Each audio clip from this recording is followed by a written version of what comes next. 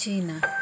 Negara ini didirikan pada tahun 1949 setelah berakhirnya Perang Saudara Tiongkok dan sejak saat itu dipimpin dengan sistem satu partai oleh sebuah partai.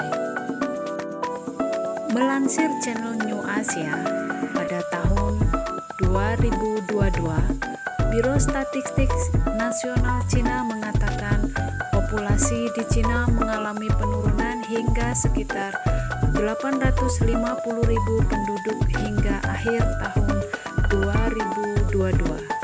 Kini, Cina dilaporkan memiliki 1,475 miliar penduduk dengan luas 9,6 juta kilometer persegi dan garis pantai sepanjang 18.000 kilometer, terhitung sekitar 22% dari daratan Asia. Bentuknya di peta seperti ayam jago. Beijing adalah ibu kota dari Republik Rakyat Tiongkok. Kota ini merupakan pusat pemerintahan dan perkembangan dari negara tersebut. Sekarang kita beralih ke bendera Republik Rakyat Tiongkok atau bendera merah 5 bintang. Diciptakan oleh Zheng Liangsong, seorang seniman terkenal dari wilayah Ruyan, Zhejiang. Sebuah bintang besar emas di sisi 4 bintang kecil emas yang berbentuk busur di kaki kanan atas di depan layar berwarna merah Tionghoa. Lambang nasional Republik Rakyat Tiongkok berisi sebuah gambar yang melambangkan gerbang Tiananmen, pintu masuk kota terlarang, di mana Mao Zedong mendeklarasikan berdirinya Republik Rakyat Tiongkok.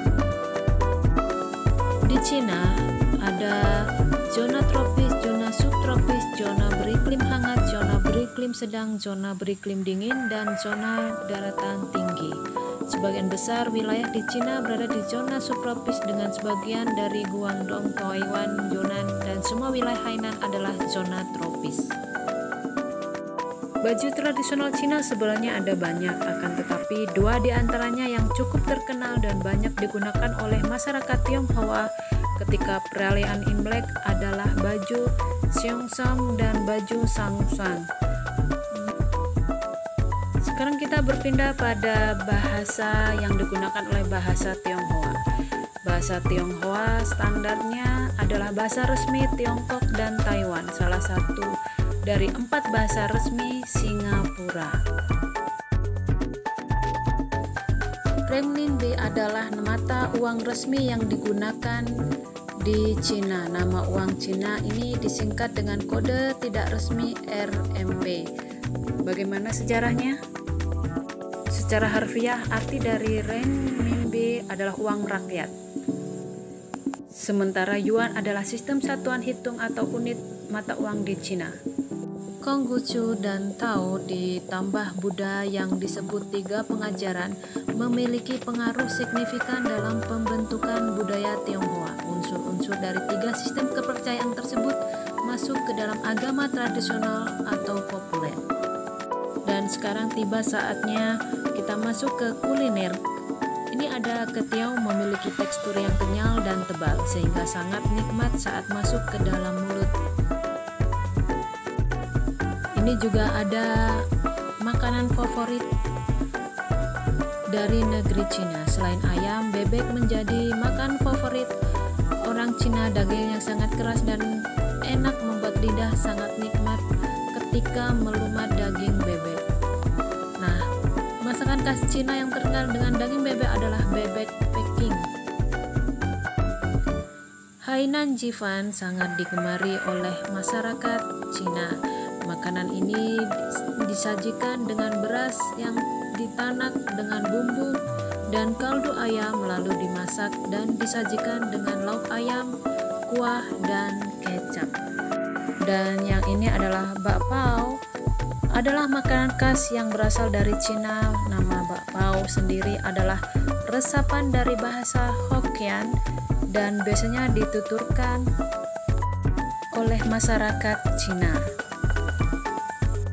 Dan sekarang kita beralih ke tempat wisata di Cina yang paling terkenal adalah Tembok Besar Cina atau disebut juga Tembok Besar Tiongkok. Tempat wisata di Cina tersebut dikenal dalam bahasa Mandarin dengan diksi Changcheng yang bermakna tembok yang besar atau tembok yang panjang. Bukan hanya tentang tembok besar Cina saja, ada tempat wisata lainnya yang sama-sama spektakuler yang bernama Forbidden City atau kota terlarang. Ada sebuah kawasan yang sangat luas, tepatnya bekas istana kekaisaran dinasti Ming dan dinasti Qin tahun 1420 sampai 1924. Jika Anda melihat tempat wisata yang satu ini dalam satu film laga Jet Li, tentu saja kagum. Tetapi saat Anda berkunjung langsung di tempatnya, maka mata pengunjung akan dibuat tercengang. Setelah jalan-jalan di istana dan benteng yang luar biasa, kini tempat wisata yang menulis keindahannya adalah tempat wisata di Cina yang bertemakan alam. Nama objek wisatanya adalah Huangshan atau Gunung Huang. Nah, tertarik berkunjung ke Cina? Silakan datang ke Cina dengan bekal yang cukup. Dan kita beralih ke kota atau negara berikutnya. See you next video.